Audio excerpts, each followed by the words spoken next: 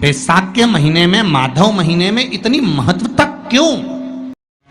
बैसाख के महीने में नवमी तिथि को माता जानकी का प्रागट्य हुआ है पृथ्वी से।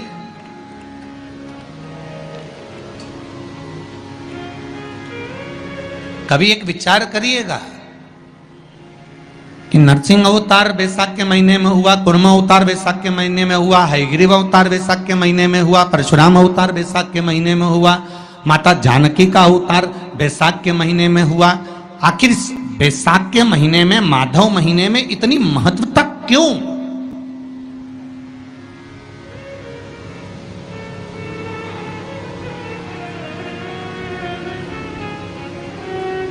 बैसाख के महीने में पड़ने वाली एकादशी,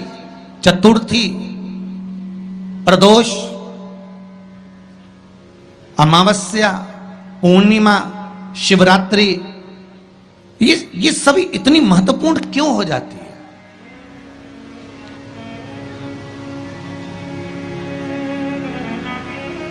इसकी महत्वता इतनी प्रबल क्यों हो जाती है? किस लिए? क्योंकि बैसाख का जो महीना पड़ता है, सूर्य की संपूर्ण तपन, सूर्यदेव अपने पूर्ण तेज के साथ में, पूर्ण तेज के साथ में मृत्यु लोक के निवासियों पर, चाहे जलचर हो, थलचर हो, वायुचर हो, चाहे जो जीव हैं, उस पर जब किरण फेंकते हैं तो संसार का जो मनुष्य है उस पर जब ताप पड़ता है तो ताप पड़ने के कारण उसके मुख से भगवान का नाम निकल ही जाता है, स्मरण नाम निकल ही जाता है। जब उसके मुख से भगवान का नाम निकलता है तो वो भगवान की शरणागति खुद ग्रहण कर लेता है, स्वयं शरणागति ग्रहण कर लेना। बैसाख की पोथी पढ़ते हो आप लोग? आप में से अगर कोई पढ़ता हो बैसाख महीने की पोथी, तो उसमें एक वर्णन आता है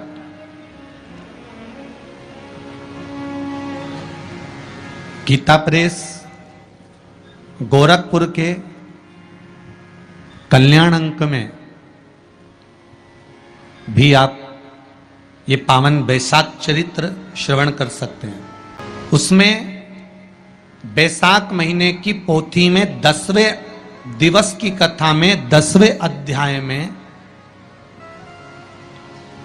एक व्याध और शंख मुनि का चरित्र आता है। शंख मुनि एक बार निकलकर भगवान शंकर के मंदिर में जल समर्पित करने के लिए जा रहे थे और शिव मंदिर की ओर जाते जाते जाते जाते जाते जाते बीच मार्ग में चलते चलते चलते चलते और वो शंख मुनि जब शिव के मंदिर में पहुंचे, शंकर भगवान के मंदिर में जाकर उन्हें दर्शन किया,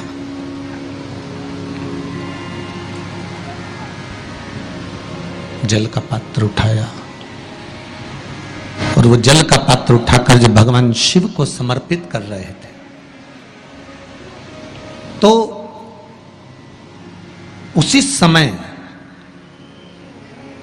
जल का पात्र उठाकर जब शंकर भगवान को समर्पित करा गया और शंख मुनि निकलकर जब बाहर आ रहे थे, आते आते शंख मुनि के मन में एक भाव उत्पन्न हो गया कि जब हम भगवान शिव को कुछ वस्तु समर्पित करते हैं तो उसका फल, उसका पुण्य फल हमें कितने समय में प्राप्त होता है। ये शंख मुनि के मन में एक विचार जागृत हो गया, शंख मुनि के मन में एक भाव जागृत हो गया। एक लोटा पानी जो भगवान शंकर को समर्पित करता है, मरने के बाद तुम्हारी औलाद तुम्हारा किसी पवित्र नदी में तर्पण करे ना करे, तुम्हारा शिव को दिया हुआ जल तुम्हारे खाते में पहुंच जाता। आपने जो शंकर भगवान को एक लोटा जल दिया है, शिव जी को एक लोटा पानी चढ़ाया, शंकर भगवान को एक लोटा जल समर्पित करा है, शंकर भगवान को एक लोटा जल अगर आपने दिया है तो वो आपके खाते में पहुंचेगा जरूर, ये निश्चित है, पक्का है। और शिव भक्ति के अनुसार, शंकर भगवान के अनुमोदन के अनुसार, पहले भी कथा में कहा, आज फिर कह रहे हैं, आप जब शंकर भगवान को एक लोटा जल समर्पित करते हो तो वो 33 कौटि देवताओं के हिस्से में चले जाता है, एक भाग पितरों के हिस्से में चले जाता है, एक भाग आहूतों के हिस्से में चले जाता है, एक भाग वाचुकों के हिस्से में चले जाता है। आपने जो भगवान को दिया वो धीरे धीरे धीरे धीरे धीरे धीरे धीरे बढ़ता चले जाता है, भगवान के धामों में पहुंचता चले जाता है। जिन जिन को आपने नहीं भी दिया, शंकर भगवान पे चढ़ा हुआ जल उन तक भी पहुंच जाता है। ये केवल आपकी निर्मल और आनंदित भक्ति के बल पर पहुंचता है, भक्ति के बल। भगवान ब्रह्मा और भगवान विष्णु ने जो मंथन किया, उस मंथन में जो शिवलिंग निकला और ब्रह्मा जी के मुख से निकल गया कि ये शिवलिंग जो निकला है इसके चरण कहाँ हैं, इसका शीश कहाँ है, जरा पता करा जाए। और ब्रह्मा स्वयं भगवान शंकर का सिर देखने के लिए जा रहे हैं और भगवान विष्णु मृत्यु लोक में नीचे तलातल में, रसातल में, पताल में भगवान शंकर का चरण ढूंढने के लिए जा रहे हैं, भगवान शिव का चरण। गए दोनों, वो ऊपर गए, ये नीचे गए देखने के लिए। कई लोग शिव महापुराण की कथा, स्मरण, भजन, कीर्तन सुनने के लिए नहीं जाते। मंदिर में कई लोग भगवान शंकर पर जल चढ़ाने नहीं जाते। कई लोग ये देखने के लिए जाते हैं कि कौन आया कौन नहीं आया, किसने सुना और किसने ना सुना, किसने धारण करा किसने ना करा। अब ब्रह्मदेव ऊपर गए,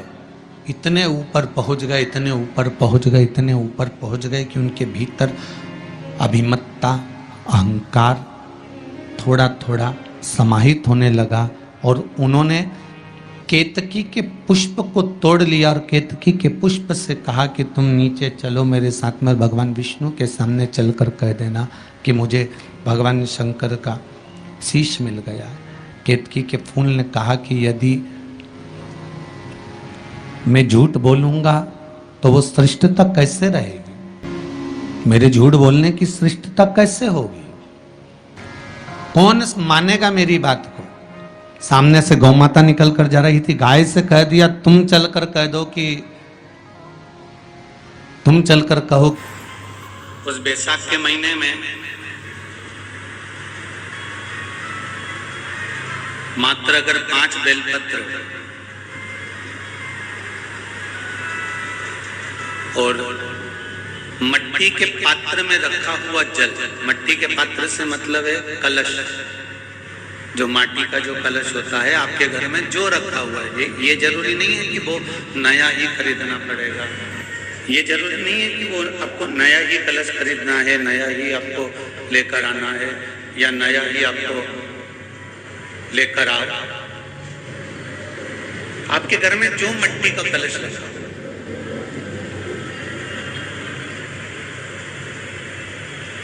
जो माटी का कलश आपके घर में रखा हुआ, 5 बेलपत्र, मट्टी के कलश में जो जल भरा हुआ हो वो जल तांबे के पात्र में डालकर शिवजी पे 5 बेलपत्र अशोक सुंदरी वाली जगह पर जो आप लेकर आए हो, 5 बेलपत्र वो अशोक सुंदरी वाली जगह पर समर्पित कर मट्टी के पात्र का जो जल है वो जल बैसाख के महीने में किसी भी दिन, चाहे आप सोमवार को कर लो, प्रदोष को कर लो, चाहे आप शिवरात्रि पे कर लो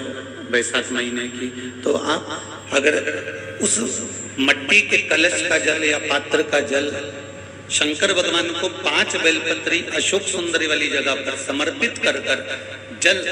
अगर चढ़ा देते हैं तो महाराज ये उधर से जो जुड़ी हुई परेशानियां जो मनुष्य को झेलना पड़ती है, चाहे भोजन नहीं पच रहा हो, चाहे उधर में पत्थरी हो रही हो या कोई अनेक परेशानियां जो उधर से जुड़ी हुई होती है, बैसाख के महीने में अगर प्रतिदिन मट्टी के पात्र का जल शिवजी को समर्पित करा जाता है तो उधर से जुड़ी अपने आप धीरे धीरे समाप्त होने